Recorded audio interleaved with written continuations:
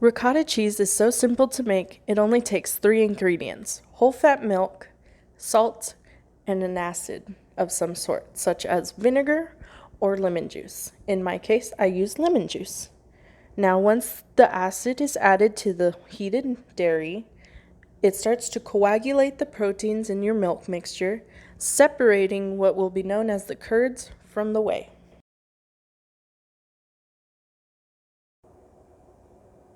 The vegetable in my dish is spinach, and spinach is a hardy leafy green, and it is also a part of the amaranth family. Spinach contains oxalic acid, making it heat sensitive. Spinach disappears more quickly than a memory. As water cooks out of this vegetable, the leaves soften and crumple, just like this. Now moving on to the raviolis. Raviolis are carbohydrates and a starch. The starch that they produce affects cooking by expanding and becoming a natural thickener. This is very useful for when the sauce is still loose. Eggs are considered a protein and a fat. The protein is considered the egg whites and the fat is the yolk. But in this dish, they are used to glue together all the dry ingredients, creating a smooth, velvety yellow dough, which is also known as pasta. So you want to slowly incorporate all your dry ingredients. So, depending on how much eggs you used in your mixture will determine how light or dark your dough will become. Now, my dough isn't quite smooth just yet. It is still rough around the edges, as you can tell. This is because it needs to be kneaded. Now, what kneading does, it stretches out the proteins in the flour, creating the dough to become more elastic. So you can tell when you stretch those little strands, those are breaking up the proteins to create elasticity in your dough. After kneading your dough, you want to place it in a Ziploc bag or some Saran wrap and put it in the fridge to let it rest. Because if you overknead it, the proteins will produce too much elasticity in your dough, causing your pasta to come out very chewy and tough. While the pasta dough is resting in the fridge, I decided to combine the spinach and the ricotta together. I lightly seasoned it with some salt, pepper, garlic salt, and Parmesan, and I put it in this piping bag to make it more convenient and easy to handle when filling the raviolis. Now that our dough is done chilling, you can tell that it is a lot smoother from what it was, and you can tell when your dough is ready when you can see it slowly bouncing back. So I already went ahead and lightly floured the surface around me and rubbed some flour into my dough because it was quite wet when it came out of the bag because of the air and just it just traps in all that moisture. So what you want to do is you want to cut your dough into fours.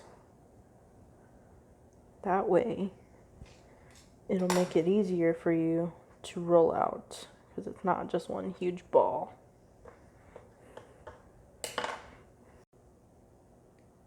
Once you got a piece cut off, you can set the rest aside back into the bag. That way it doesn't dry out when you're rolling this out and making raviolis. So what you want to do after you have your piece is you want to roll it into a ball and just put a little bit of pressure with your palm and flatten it, and we will continue moving the dough around as we roll it out with our rolling pin to help keep that circular shape. Now at this point, it's still thick, so you don't want to roll it out into sheets of ravioli yet, especially since it's not into a rectangular form. So since I do not have a pasta machine, I like to do it the old-fashioned way. And what I would do to create a nice rectangular shape is you fold over the sides. Of course, you can keep it that side or this side. And then you flatten it out with your rolling pin to create a long sheet. You can tell when you're at a good thickness is when you can see your fingers through your pasta sheet. In my case, I can see my design on my counter, but of course the camera does not do much justice for that. I also went ahead and trimmed off any excess edging that wasn't equal to each other. And I also did was I lightly marked a line halfway through the dough and also vertically through, creating 4 little pockets for my ravioli.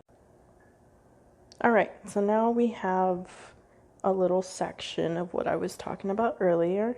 So what you want to do is you want to grab some water and just kind of make a square around everything.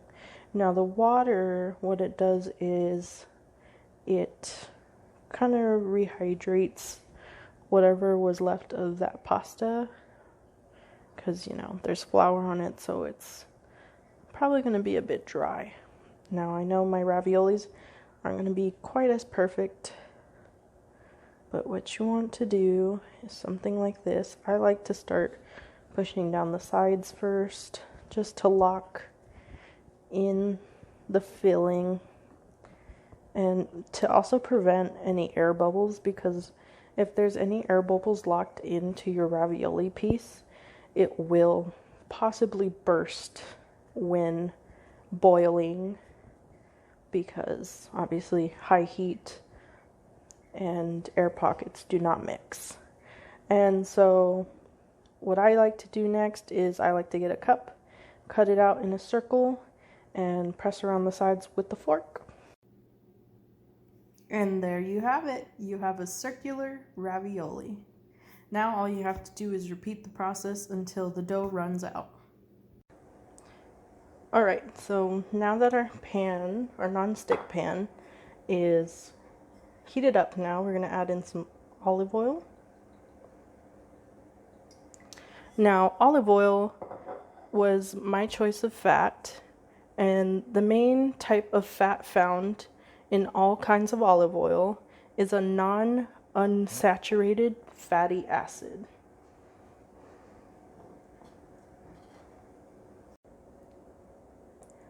For prepping the ground beef, the cooking method I used was conduction, where the heat will travel from the outside to the center of the beef. Conduction was also used when cooking the spinach. Now, when cooking meat, you want to avoid overcooking it so the proteins do not squeeze the water out, causing the meat to become dry.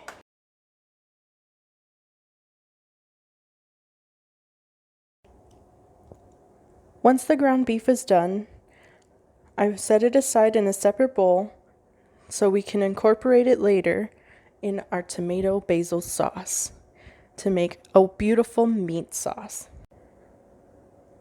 The raviolis will be cooked using a moist heat method. When the food is completely submerged in water, an even heat is distributed. Now I have this pot of water and I went ahead and added some salt to it to help it boil quickly, because water's boiling point is at a steady 212 degrees Fahrenheit. And once we do that, the raviolis will be cooked for about 2 to 3 minutes, and then we will get to making our sauce. Just like our pasta water, we want our traditional tomato basil sauce to come to at least a rolling boil, and then we will reduce the heat and we will add some ground beef to finish it off. Now that our water has come to a boil, it's time to add the raviolis.